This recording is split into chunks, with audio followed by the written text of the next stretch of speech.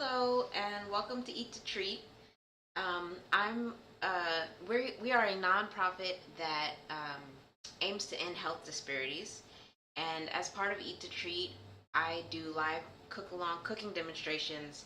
And I'm Dr. Amaris Williams. I have a PhD in nutrition, and I'm an avid foodie and a cook. So this is a live cook along cooking demonstration. We're going to be making chicken and dumplings today. And this is going to be a hypertension friendly recipe, and as depending on how many dumplings you put in your bowl, it is also diabetes friendly recipe. um, and This one may go a little bit long, so let's just go ahead and get started. Alright, so the first thing is we want to cut up our onion. So I've already peeled my onion. Hopefully yours is also peeled. But if not, go ahead and peel it now, and I will talk about the nutrition of this recipe. So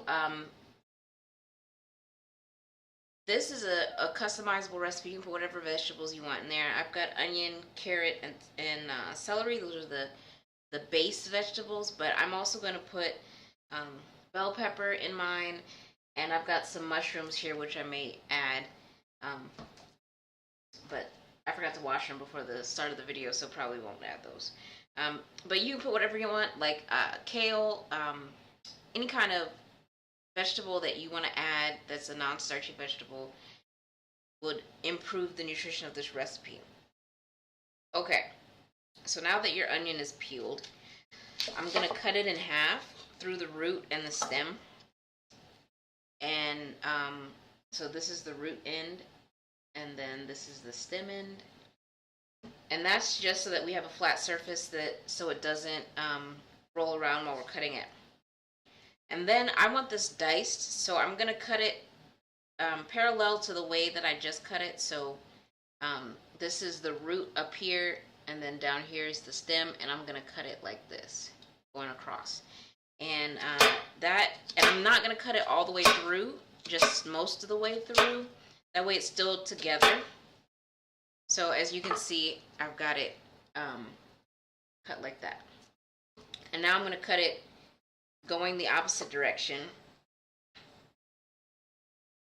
So perpendicular to the way I just cut it. And that's just going to give me dice. And this is not a tearless onion that I'm cutting today. I couldn't find any tearless onions. They were out. So if I start crying, that's why. Okay. So now that our onion, half of it is cut, I'm just going to put some oil. I'm using olive oil. I'm going to put that in the pan, and about a tablespoon in there, and then turn it on.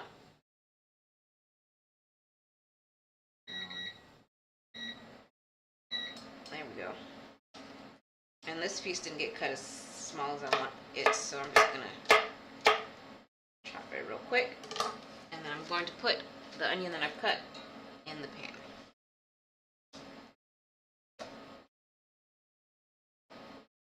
And then I'll do the same thing with the other half of the onion. So again, that's cutting it like this, and then turning it and cutting it perpendicular to that.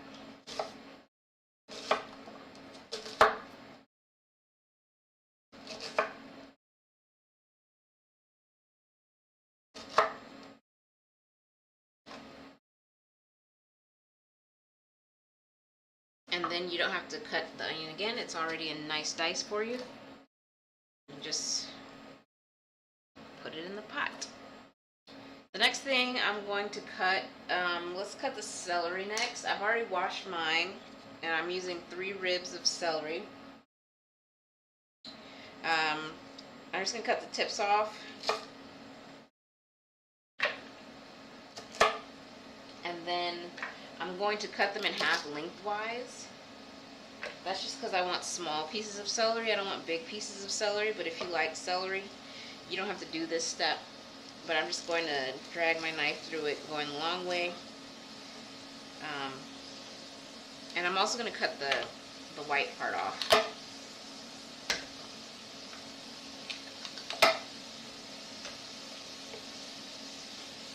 And again, I'm just dragging my knife, the tip of it through the celery.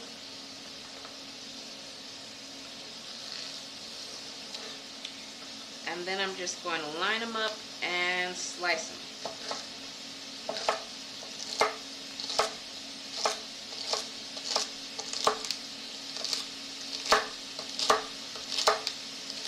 And this doesn't have to be pretty. It's going to be boiled, so it's not, you know, taking time and effort to make pretty knife cuts on this is not really necessary. But if you want it to be pretty, you can definitely take more time than I just did. If not, just cut it into pieces and throw it in the pot. I'm going to give this a little stir.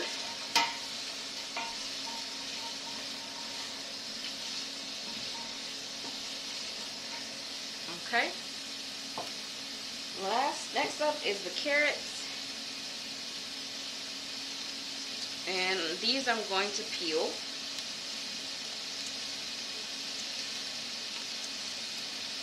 Mostly because I haven't washed them.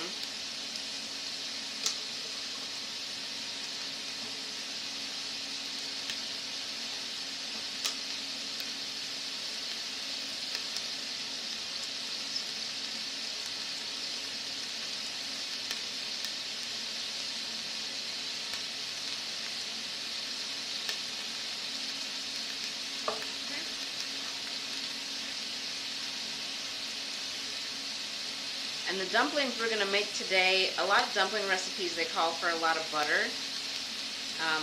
I find that you can use skim milk and flour and make a good dumpling. It's not, you don't need whole milk and butter and cream and all that in there. You can still make a good dumpling without all that. So it's going to be nice and fluffy because we're going to use baking powder. But the soup itself, we're going to put evaporated milk in there. And that is going to give us some creaminess to it. So the soup is going to have more fat in it than the dumplings themselves. So all I'm doing is cutting the ends off of the carrots. And then I'm going to slice them.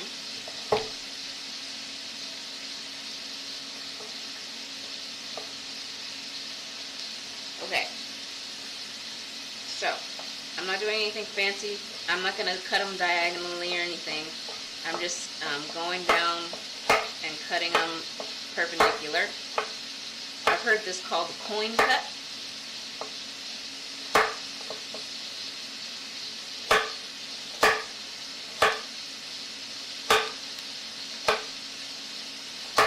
I just call it cutting it, slicing it, whatever.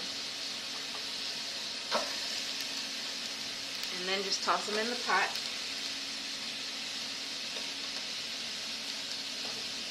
And give it a stir.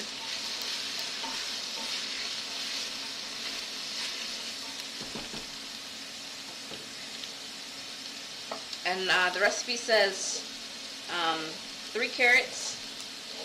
One of my carrots was small, so I just used 2 small carrots and 2 large carrots.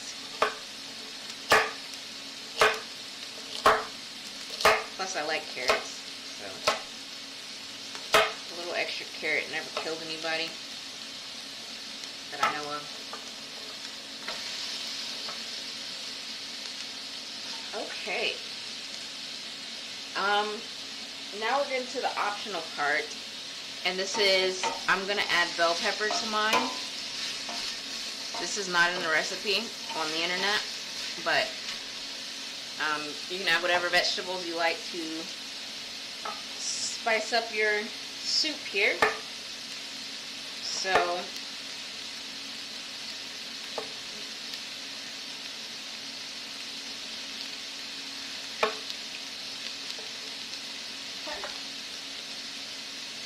and I'm going to dice my bell pepper. So the way I do that is I take the little pieces that I've cut off the sides and just slice them into strips, and then turn the strip sideways and slice them again. And then we have dice. And they're not all the same size, and they're not pretty and squarular. They are rough cut. And that is fine.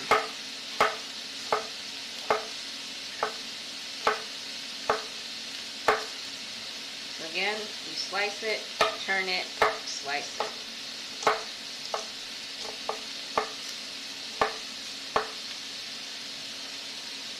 And toss it in the pot. I'm going to give it a little stir.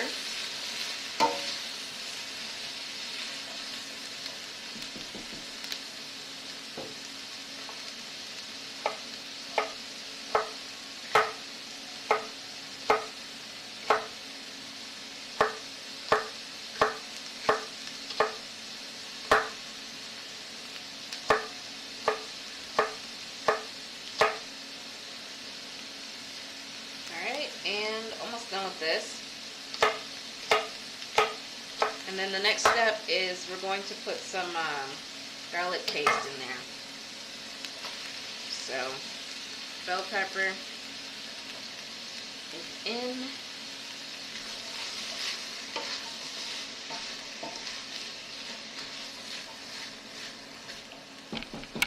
Alright, garlic paste. You can use fresh garlic that is that you mince up if you want, but this is cheap and you can find it anywhere. No point in chopping garlic and getting your fingers all sticky. So I put in, I think it's a tablespoon and a half of garlic paste. Put in as much garlic as you want. It might smell like it, but it'll taste good, so it's worth it. Okay. Next up, alright, so now I'm going to add a little bit more oil and some flour, and the oil and the flour together will make a roux, which is just a French word for thickener. It doesn't exactly translate to thickener, but that's what we call it. It's just a paste that thickens whatever liquid you put in there. So 3 tablespoons of flour goes in. So that's 1, 2. And the basic recipe for a roux is 1 part flour to 1 part fat. And it doesn't really matter from the cooking perspective what type of fat you use. But from a health perspective, a liquid fat is better than a solid fat. So I'm just going to put about 3 tablespoons of olive oil in my pan to go with my 3 tablespoons of flour, and I'm just going to stir this up. And then when you're making a roux, you want to keep stirring it. You don't want to let it burn because that makes your soup taste bad. So you just keep stirring it until the flour and the oil are mixed well together and the flour is a little cooked so that it doesn't taste like raw flour in your soup. And then, before the flour that has now stuck to the bottom of your pan burns, go ahead and add your liquid. So I'm going to put in my chicken stock while stirring.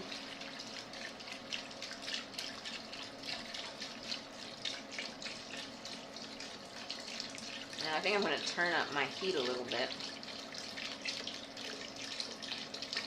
And I forgot to say this is a no salt added chicken stock.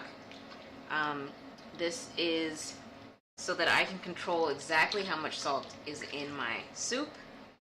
I am going to put salt in it. If you are using a low sodium or a regular, which I really don't recommend, a regular chicken broth, then I would not add salt to this at all. But I will be adding salt later at the end when I taste it to see what kind of flavor adjustment I need. So now my salt is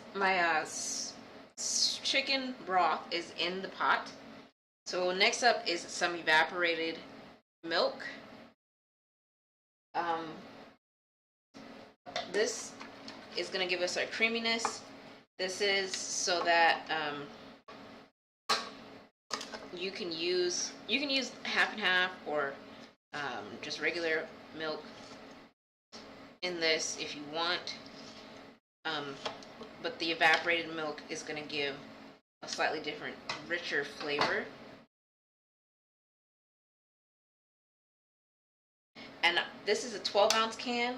I'm not going to put the whole thing in here because if you read the ingredients, they actually put dextrose in here, or at least the other one that I did had dextrose in it. Oh, this one does not have dextrose in it, but the Carnation brand had dextrose, and dextrose is just another word for sugar, and there's no reason to put a lot of that in there.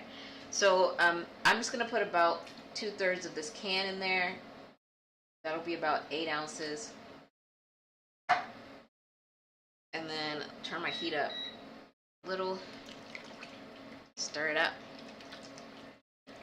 and that'll give us a nice creamy flavor along with the roux, which will thicken it a bit. Okay, now you can add mushrooms at this point. You can add I would wait, if you're adding kale, I would wait until the chicken is cooked to add that. So the next step is actually to add the chicken and let this boil. So, but if you are going to add kale, cut it before you put your chicken on your cutting board, because then you don't want to cut vegetables after you cut chicken. Though it's not that huge of a deal because we're going to be cooking the kale, but if you were going to be eating the kale raw, you definitely don't want to cut it after having cut chicken on your board, because that will get salmonella on your kale. And nobody wants salmonella on their kale. Alright. So I have these leg quarters here, these chicken leg quarters, and I'm just going to separate them into legs and thighs. So I'm just going to cut where the joint is, and you can kind of get a feel for that by moving the joint. And then cut it, go straight down where the joint is. You might hit a bone, and if you do, just kind of readjust your knife until you get to the right spot. Then you should be able to cut straight through, no problem. So again, move your piece of chicken to see where the joint is. Get your knife right in there, and then cut through. And then once you get through the meat, you can kind of see the bones and the gristle. And you can get in between that. Cut straight through. Alright. So now this chicken is ready to go in the pot. But it's not boiling. Alright. It doesn't actually have to be boiling, but it will have to boil to cook the chicken.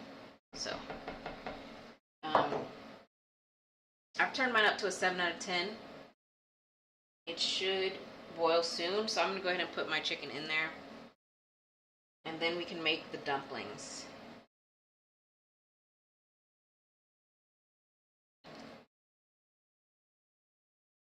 I'm just going to pull this off. Okay.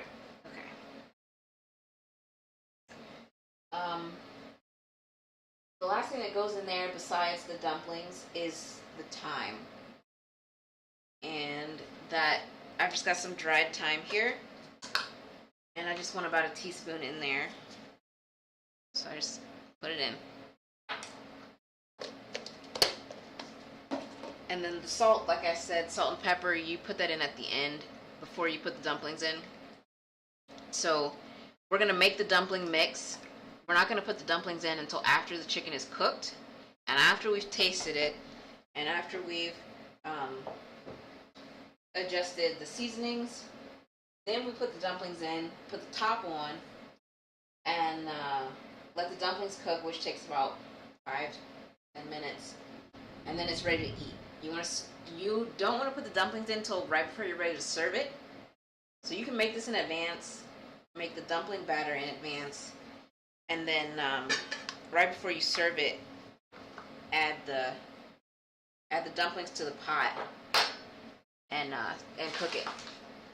So, but if you do make the dumplings, like you make the soup ahead of time, you want to take the dumplings out before you put it in the refrigerator, because if you leave the dumplings in the soup while it's in the refrigerator, the dumplings will get soggy and the texture won't be great. So the dumplings, we need 2 cups of flour. Yes, you can put boneless, skinless chicken in there. That'll be less work for you. And I'm not sure why this is not boiling. So you can put boneless, skinless chicken in there. It'll have slightly less flavor, but and then the bone-on, skin-on chicken that I put in there, I might decide to take that out and then shred the chicken meat, like remove the bones and the skin, shred the chicken meat, and then put the meat back in there, and that'll make it easier on whoever's eating it. They won't have to, get their fork and like try to figure out how to eat a soup with a fork while slowly taking the meat off the bones of the chicken and maybe using their fingers and making a mess.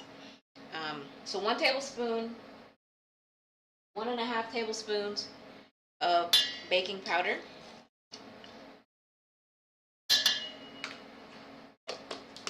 So just as a recap, I put in 2 cups of flour, 1.5 tablespoons of baking powder, and then I'm going to put the thyme in there and some salt. So 1/2 teaspoon of salt, and I'm just going to eyeball that. It's thundering here. And then about 1/2 teaspoon of thyme to a teaspoon of thyme.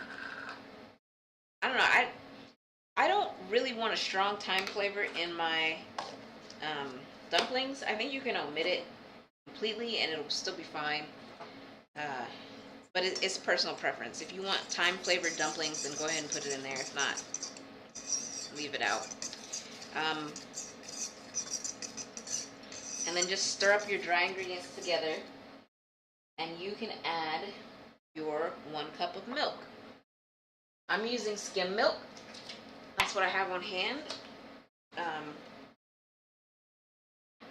But if you go on the internet, some of these recipes call for butter, melted butter, and things in the dumplings. But I don't think that's really necessary. I think you can get a good dumpling without increasing your saturated fat intake. And it looks like this is almost wanting to boil.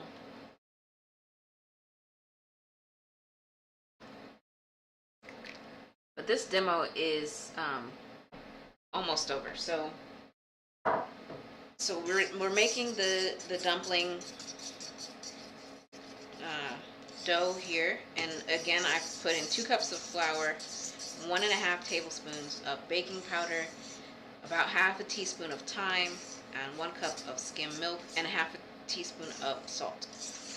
And I'm just going to stir this up until I get a dough, and then once my chicken is cooked, I'm going to drop little balls of this dough. I'd say medium-sized balls, like about 1.5 tablespoons size. So if you use your tablespoon scoop to scoop up your dumpling dough, let it be a rounded tablespoon, so don't flatten it off on the top.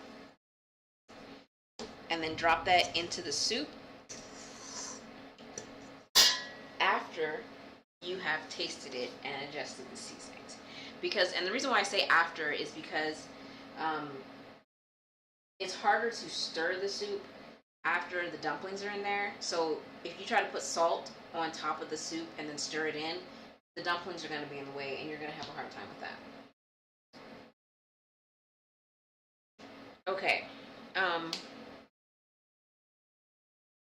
right. So really that's it. So all you have to do is wait for your chicken to be cooked. So mine is boiling now.